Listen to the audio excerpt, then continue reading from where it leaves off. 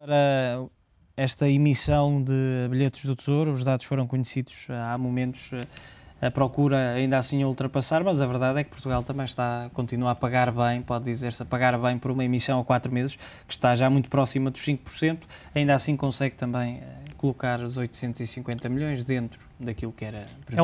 É uma taxa já no limite do aceitável, mas no global, dentro da estratégia que já aqui falámos, de utilizar ainda a emissão de bilhetes do Tesouro como forma de complementar o financiamento da UE e do FMI.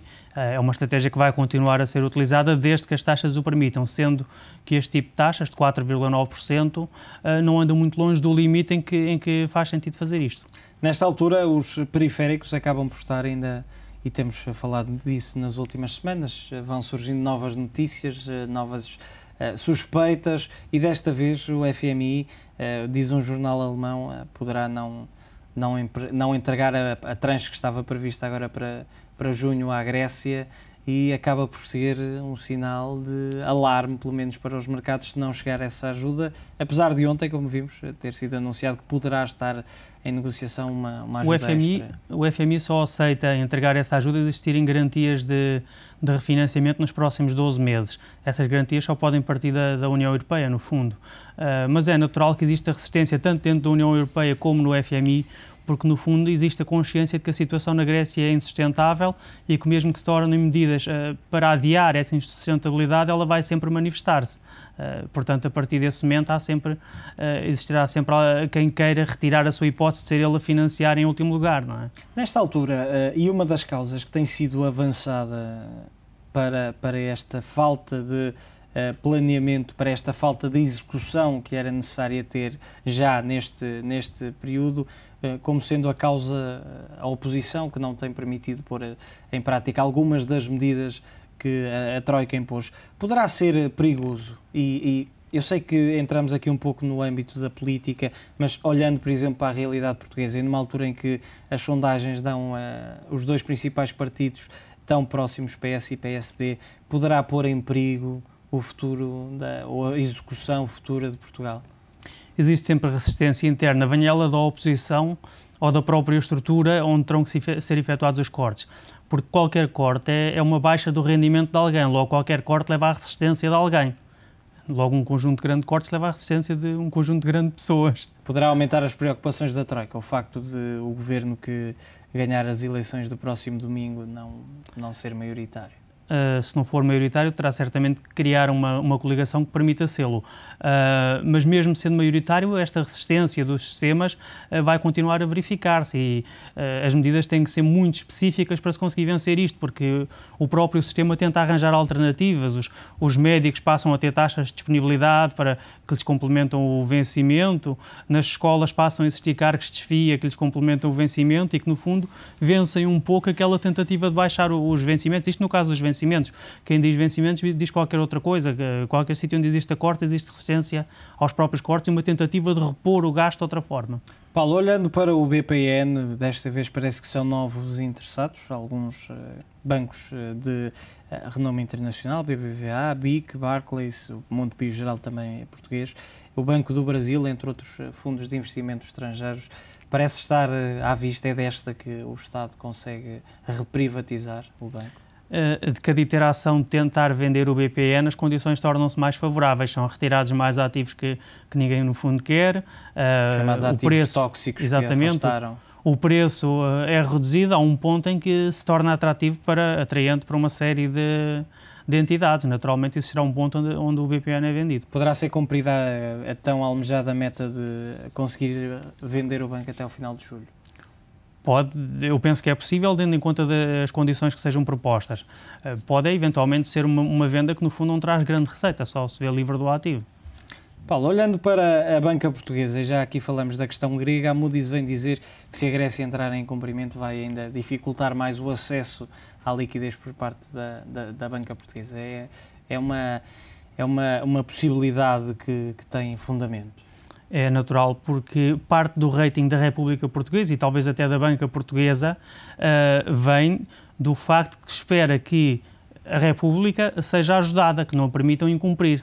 se verifica num dos periféricos que efetivamente essa ajuda não existe e que podem cumprir, o risco dos outros periféricos é automaticamente maior e as agências de rating tenderão a fazer uma baixa de rating aos outros periféricos. O resultado de uma baixa de rating para a banca será que esses ativos terão um haircut maior quando forem ao BCE. Logo, a banca verá automaticamente reduzida a sua capacidade de financiamento. Isto mesmo antes de considerarmos a hipótese do mercado ainda ficar com menor vontade de financiar a banca. Isto mesmo, e a Moody's diz que, ignorando o incumprimento, é positivo, por exemplo, as emissões de obrigações com garantias do Estado, mas mesmo que com essas garantias, se houver incumprimento, e nomeadamente por parte da Grécia, de pouco ou nada vale. Sim, porque a garantia perde valor, porque a garantia é dependente do rating do Estado, e o rating do Estado é afetado se a Europa permitir que um outro Estado incumpra. Ou seja, uma parte do rating, incorporada no rating, é a probabilidade que existe de a Europa ajudar países a não incumprirem. Essa probabilidade vê-se diminuída se a Europa deixa algo incumprir. Paulo, olhando para as ações neste mês de maio que terminou ontem, acabou por se confirmar aquela máxima que é usada nos mercados: in May, sell and go away. Sim, mas de uma forma muito leve, ou seja, as quedas que se verificaram, principalmente tendo em conta as subidas dos últimos dias, foram mínimas e, entretanto, curiosamente, o sentimento para o mercado caiu substancialmente. Por outro lado, ainda existem dois fatores que podem vir a ser bastante importantes. Um é aquele que falámos um pouco atrás, que é o final da Quantitative Easing 2, que se prevê para o final de junho, e outra é que os dados económicos americanos ultimamente têm sido bastante mais fracos. Ou seja, neste momento o ambiente está algo equilibrado entre o facto da Quantitative Easing ainda estar a decorrer e o facto de já existirem, do fim dessa Quantitative Easing se aproximar, e já existirem alguns sinais negativos na economia. Olhando para uma empresa que continua a ser um gigante internacional, mas que podemos dizer já foi maior do que aquilo que é a Nokia, já perdeu 75% do valor do mercado, e pode dizer-se, e aqui acaba por ser uma expressão um pouco irónica, mas apenas por causa de um smartphone. Sim, inicialmente por causa do smartphone, inclusive a cota de smartphones, do iPhone, aliás, a cota em smartphones da Nokia caiu de 50% para 25% ao longo destes anos, ao longo deste último ano, aliás, o que é um impacto muito grande porque esse é precisamente o segmento mais lucrativo. Mas, por outro lado, a Nokia também já se vê pressionada pela parte baixa do mercado, pelos produtores orientais que estão a entrar também na parte baixa do mercado, ou seja, vê-se pressionada tanto na parte alta pelo iPhone e pelo Android e até pelo BlackBerry, e na parte baixa pelos produtores orientais que produzem telefones muito baratos, Dual SIM, etc. Sendo que, no caso da Apple, também depois jogou um segundo trunfo, que foi o iPad, que também acabou por ajudar a empresa nos mercados. Sim, ajuda a Apple, mas esse aí não afeta tanto a Nokia, e sim mais os produtores de notebooks, que no último trimestre viram as vendas de notebooks, que é aquilo que o iPad mais está a substituir, caírem cerca de 40%. Sendo que agora as empresas de telecomunicações, no caso estes construtores, os fabricantes, melhor dito, de telemóveis e smartphones, acabam por se virar muito também para esse segmento. Também tentam lançar as suas tablets. Na realidade existe uma onda tão grande de tablets Android que o mais provável, que já penso que já se estará a verificar, é existir um excesso de oferta que não está a vender, o que depois pressionará em baixo os preços e as margens de quem produz tablets Android. No entanto, não deixa de ser uma competição grande que vai afetar essencialmente, nesse caso, os produtores de computadores portáteis e de notebooks, principalmente. Tanto que a Intel já se prepara para reagir, lançando um processador que será cerca de 50% mais barato do que o Ultimatum, para tentar competir com as tablets que utilizam processadores que não são Intel. Esmagadoramente utilizam processadores baseados na arquitetura ARM.